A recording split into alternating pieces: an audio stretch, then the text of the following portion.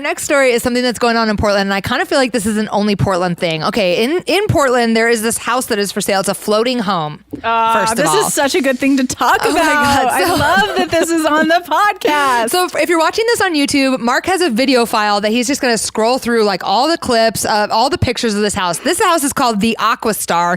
It's for sale for $1 million.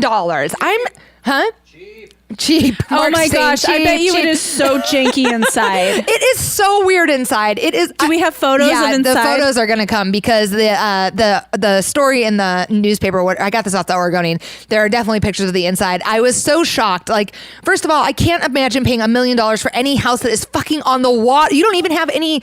There's no foundation. Yeah. You own no land. You don't own that river floating underneath it. So can we talk about that? Because this is something that's always kind of fascinated me and left me curious about floating homes.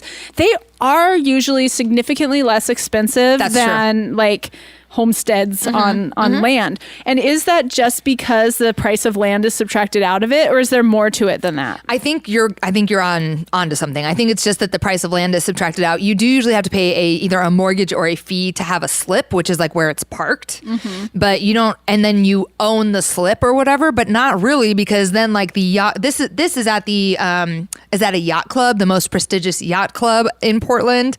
Obviously, there's no yachts there. It's only houses. Well, what's that behind? What's that behind the Aqua Star? The Aqua Star 2? That looks like a yacht. That does look like a yacht. And I don't know if it comes with that. If that yacht came with the house, this price tag would make more sense to me. So anyway, so I don't know if some pictures of the inside. There we go. So the inside I can of this, smell the must just looking at that.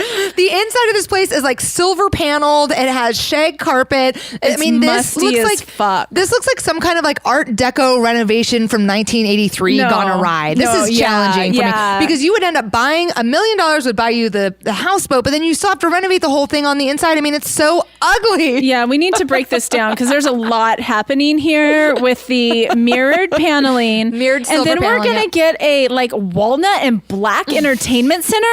Oh, it doesn't jive. And then under a beige carpet. And then we're going to push in a TV table that's like pine. Yeah, it doesn't make any sense. And a wood stove. Yeah. Really, guys? No. And look at that. Can we talk about that clock? Who thought it was a good idea to hang up that clock? I just love that you're really putting the hard sell on this so that people have to go to YouTube and watch this video so they can see what we're talking about. You are a freaking genius. Thank you, Sandy. Oh my This bathroom is like... Seriously, can you smell this house just looking at these photos? Because you know it's like mildewy because it's wet because you're on the water. Oh my gosh. I can't with this. Friends of all gold everything. This house is busted. Yeah, nobody should be paying $1 million for this house. Not even. And like, because it's called the Aqua Star and all, it has like, it looks like a bunch of silos if you remember from the first picture. I mean, every wall is curved. You don't even have a straight wall. It's like, I'm wondering what you would do with your bed aside from ordering like a custom round bed. Yeah. Putting a rectangular bed in a curved room is a nightmare. Well, you put it in the middle of the room, but these rooms probably aren't big enough for that. That's what you have to do. You have to put it in the middle of the room and have like a like kind of like a divider thing to like divide half the room. I've seen it on TV. Okay, I see what you're saying. I actually know exactly what you're talking about. Here's another one. This looks like a kind of recording studio nightmare scenario. It has the silver paneling, except now with some lavender carpeted curved ceiling. It does, however, look like someone just vacuumed it. Is that right? That looks like some vacuum It sure streaks. does. Wait, but I'm not finished because I just described lavender painted walls, lavender carpeted ceiling, lavender carpet, and a red wall. A red wall. Red wall. With another shitty pine entertainment center that IKEA probably sold in 1992. Yeah. But why did I say he? I assumed he. Well, obviously, he lives here. They do own records. I see vinyl. That's interesting because that looks like a boombox. That doesn't look like a record player. I feel like he who lives here, his name is Chad, and he's a 47-year-old white guy who plays guitar on the weekends. And like, I'm not sure where Chad got all the money to buy this place, but Chad's real estate agent is lying to him. All the money to buy this place. I'm just saying, his real estate agent is lying to him if he thinks he's selling it for $1 million. There's no way. Bought it for $125,000. I mean, let's be honest. Oh, wow. It's bad. It's bad. It's bad. This is crazy. If this house were on land, this would be considered a tear down. Okay, so you know what's interesting about this? Okay, we did a story similar to this probably over a year ago. There is an Art Deco house in Southeast Portland that on the outside is like, okay, it's Art Deco, which is like very hit or miss taste-wise, but on the inside is exactly like this, like the one we're showing you. And the guy that owns it is the heir to the veggie patties. What are the... Who makes Boca Burger? Boca Burger, yes. He, the owner of the CEO of Boca Burger or whatever, owns this like weird house. So like, I wonder if there's something about being an eccentric millionaire that makes you go like, oh, Art Deco, oh, bold colors that don't match. I don't know. It's fucking played out, is what it is. I'm with that, but this is janky. Yeah, this isn't nice. No, this is not nice. So we just want to say we're doing our consumers a favor and telling everyone to not buy this house. I mean, this house is a tear down. This is a bad idea. Even the appliances you couldn't sell. Very bad idea.